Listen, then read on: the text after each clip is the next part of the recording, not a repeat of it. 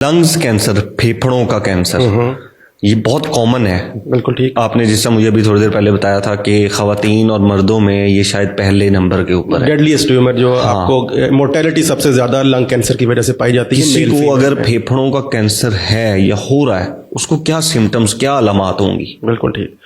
किसी को भी फेफड़ों के कैंसर की अगर आप अलामात के बारे में बात करें तो उसमें किसी का सांस खराब होना, खांसी करना और उसके साथ रेशे में खून का आना, छाती में अगर ट्यूमर एडवांस हो जाए तो छाती में दर्द का महसूस होना, ये मेन सिम्टम्स होते हैं जो हमारे मरीज के अंदर जो फेफड़ों का कैंसर है उसके अंदर ज़ाहरी अलामात होती हैं।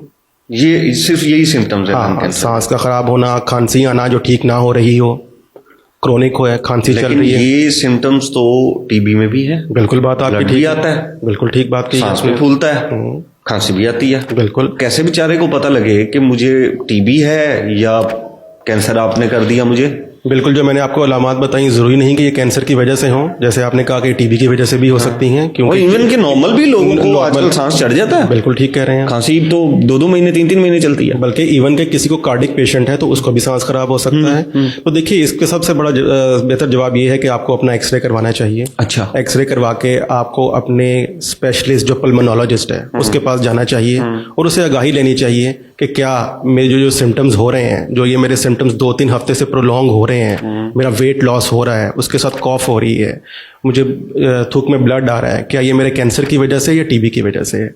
तो वो एक्सरे को देखते हुए ये देखेगा कि क्या एक्सरे पे उसे तशखीस बेहतर हो पा रही है कि नहीं हो पा रही है। अगर वो समझेगा तो सीटी स्कैन भी एडवाइस कर सकता है उसे बेहतर तशखीस के लिए, और फिर वो उस पर फैसला करेगा कि आया ये टीबी है, ये कैंसर है, या कुड बी समथिंग एल्स के जो चीज़ें मरीज को ये सिम्टम्स डेवलप कर रही हैं।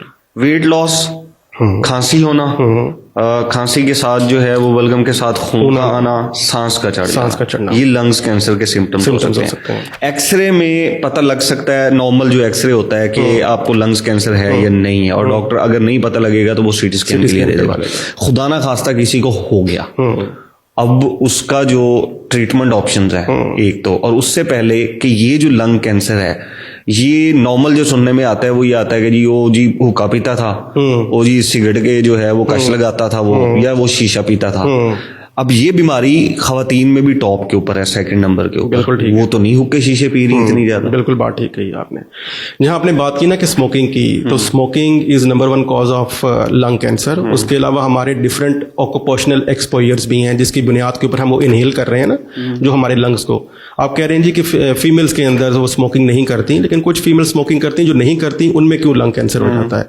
तो बात यह है कि second hand smoke is one of the risk factors for lung cancer as well. Second hand smoke है क्या कि आप स्मोक करते हैं, आप अपने फैमिली मेंबर्स को एक्सपोजर कर रहे हैं उसके धुएं के साथ, आप अपने फ्रेंड्स में जाके बैठ रहे हैं, वहाँ स्मोकिंग हो रही है, बेशक आप स्मोक नहीं कर रहे लेकिन आप उसको वहाँ बैठे इनहेल कर रहे हैं। अच्छा, मैं सेकंड हैंड स्मोक आप सेकंड हैंड स्मोक ले रहा था कि शायद जिस तरह सिगरेट पी रहे होते हैं और दोस्त तो कहते हैं यार मुझे भी दे। नहीं, ऐसे नहीं। सेकंड हैंड स्मोक ये होती है कि आप बिल्कुल सिगरेट नहीं पी रहे, लेकिन आपकी कम्युनिटी में इर्द गिर्द लोग सिगरेट पी रहे हैं और आप उसके स्मोक को इनहेल कर रहे हैं। अदर बात ये आती है, जैसे मैंने बात की ऑक्यूपेशनल एक्सपोजर्स। ऑक्यूपेशनल एक्सपोजर्स के आजकल आप देखें कि हमारे कितनी पोल्यूशन है, उस पोल्यूशन में डिफरेंट कार्सिनोजेंस हैं, हमारी फैक्ट्रीज हैं जो अपना उसके अंदर धुआं छोड़ रही हैं, उसमें क्या कार्सिनोजेंस है वी डू नॉट नो, लेकिन हम उन्हें इनहेल कर रहे हैं, वो हमारी बॉडी पे जाके अफेक्ट कर रहे हैं और उसकी वजह से वो हमारे लंग्स की लाइनिंग को खराब कर रहे हैं।